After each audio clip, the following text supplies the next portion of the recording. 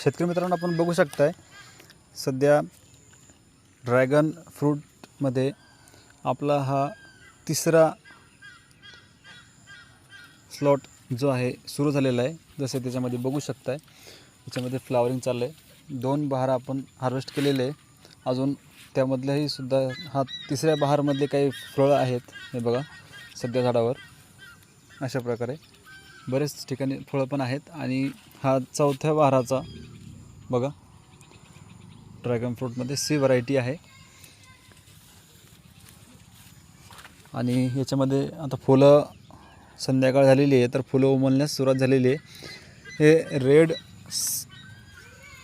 रेडमध्ये आहे, बाहेरून सुद्धा लाल होणार आणि आतून सुद्धा लाल असणार अशी सी व्हरायटी आहे। आणि फळ सेटिंग जर तुम्ही बघितलं तर बघू शकताय, बघा अशा प्रकारे याच्यामध्ये फळधारणा होते। बघा एकच फांदीला 2, 3, 4 फळंसुद्धा त्याला सेटिंग होतात, तर बघू शकता। आणि सध्या फुलं पण सध्या निघत आहेत।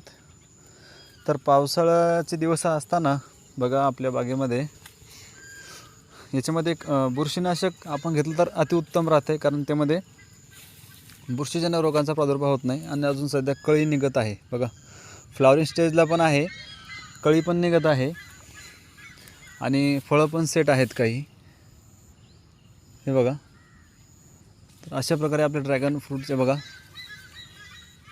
सध्याच्या अवस्थेमध्ये 3ही स्टेज आपल्या ड्रॅगन फ्रूटमध्ये तुम्हाला बघायला मिळतील।